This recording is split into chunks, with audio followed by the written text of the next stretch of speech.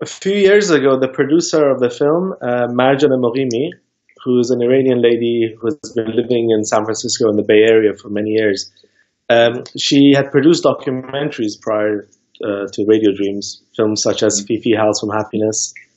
And she contacted me because she wanted to produce her first work of fiction. And there was a book, a Peruvian book by Yosa called On Julia and the Scriptwriter. And she was exploring the possibility of adapting that into a film taking place instead of the 1950s, which is where the book is set, to now, and amongst the Iranian community in the Bay Area. It was going to be proved problematic, but one idea we kept was that it should be set in a radio station, like the story of that novel. And then, it led from there to writing a script about an Iranian community and basing it within a radio station that is in the Bay Area. I mean, the mixture of melancholy and humor is one that I like. My first film was also made along those lines. And then visually, we decided to shoot it with the budget also dictated that we had to shoot with a fairly small crew. And the locations was almost 90% of the film was shot in this location, which was the radio station, which was a converted apartment. We rebuilt the inside of the apartment to resemble a lo-fi radio station. And so when it came to the way we shot it, we decided that with a small crew, we would have a very small camera, and it would be a mixture of very static shots and some more dynamic handheld shots. But of course, to balance the two, there had to be smooth transitions, so we couldn't suddenly have very pronounced handheld shots. It would need to be quite subtle and quite, just to make the transition more fluid and more believable. But I also am a big, I like very much, composed static framing. And so certain scenes that I wrote, I had that kind of filming in mind. And for the more dynamic shots where people are moving around from room to room in the area, obviously handheld was the way to go. And having a small compact camera with very little people involved behind the camera was the sensible idea for the limited space we have within the location. We did a lot of improvisations. I would say what you see on the screen is maybe 65% written, 35% improvised. Certain scenes such as, the wrestling is improvised. The whole idea of the head of the radio station and the young guy who works there, Jamshid, taking part in, talking about wrestling or actually, doing the act of wrestling was improvised. I came up with that. I don't know if you remember in the scene in the film where they are watching Jamshid play the keyboard and sing the Russian song Katyusha. Off camera, I asked everyone to leave, so all the characters to leave and only let the boss remain there. And the boss was looking at the keyboard player, and I just really liked the way they were staring at each other. So off camera, I just shouted at the boss to ask Jamshid, "Young man, do you know how to wrestle?" And he asked him, and I said to Jamshid, "Say yes," and he said yes. And that's how that storyline started. And then I thought about extra scenes to do with the wrestling at that moment. The scenes, for example, where one of the members of Kabul Dreams writes a poem for Maral, that was improvised. I wrote that poem, just quickly and handed him the piece of paper to try, and then he put it in his own words, and he said it to her. And then a lot of scenes that were scripted we shot, but they didn't make the final cut of the film.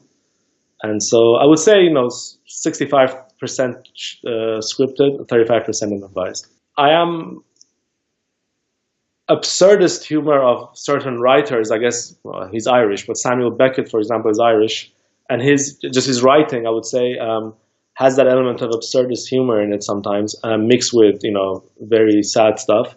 But filmmaker-wise, I would say the one person who I admire most as for his catalog of work is Aki Kaurismäki, the Finnish director, and his type of humor, or that the type of humor he brings out on screen, is what I admire very much. And I would say, although the films are very different, that and Roy Andersson, a Swedish director, the humor in those films are the type of humor in cinema that I appreciate.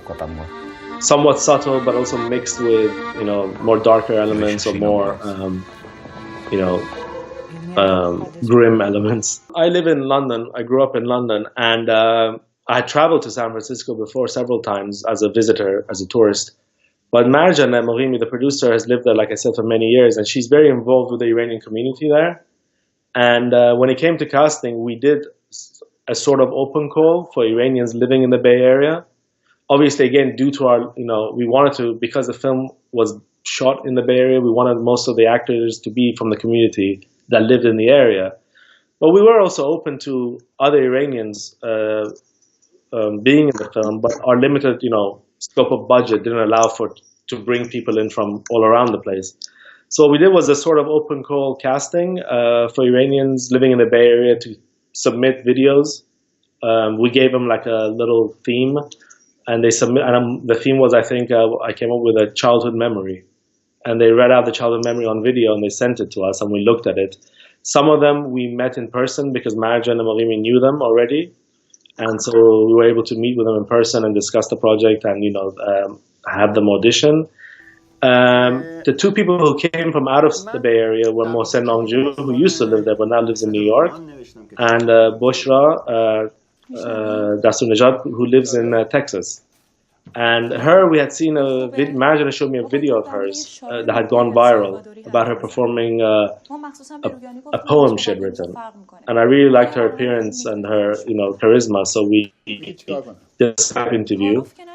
Obviously, the main role is Mohsen Namjoo, and Marjan has known him for many years. And we contacted him and sent him the project, the script. He read it. He liked it. We had a Skype talk, and like I said, I didn't know him personally before. I knew of his music. I'm an admirer of his music. But the first time we actually saw each other was on Skype, where after he had read the script.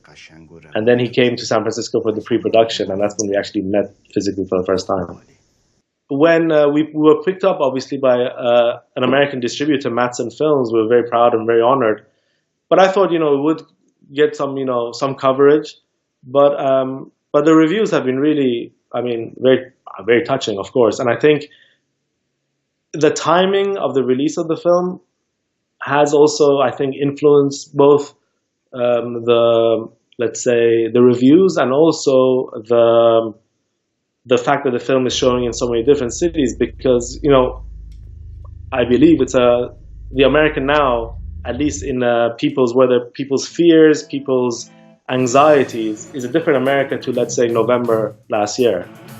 A lot of questions have come up regarding immigration, regarding foreigners, regarding, just the ideas of the idea of America even has been put into question with what happened since November.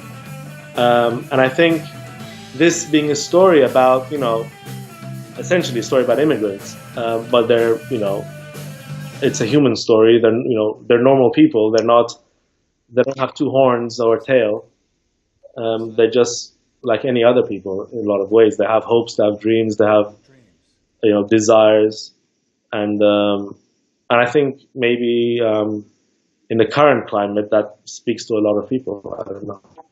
My next project, which I'm actually completing now, is I've shot it. Now I'm in post-production on it. Is an American story. It's called Land.